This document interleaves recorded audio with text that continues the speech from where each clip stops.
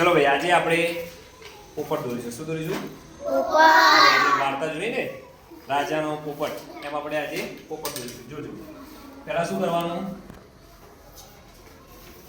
પાંચડું કરવાનું. શું કરવાનું? ફાઈવ. શું કરવાનું? ફાઈવ. શું કરવાનું? આ રીતે કરી દેવાનું. પછી એને અહીંયા આ રીતે ઉપર એનું મોઢું દોરી દેવાનું. દોરી દેવાનું. પછી આ જે છે એ ભાગ પણ અહીંયા ભેગો કરી દેવાનો. પછી આ અહીંયા પેટથી માંડી અહીંયા પણ એક ભાગ કરી દેવાનો. આવું થઈ જાય પછી અહીંયા પણ એક આપણે પીંછું વધારવાનું દોરી દેવાનું. અહીંયા એનું જે કંઠ હોય એ દોરી દેવાનું. અહીંયા એની આંખ દોરી દેવાની.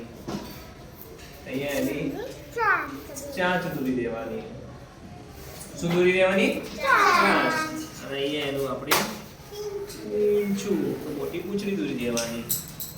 અહીંયા આપણા પગ દોરી દેવાના. શું દોરી દેવાના? પગ દોરી દેવાના.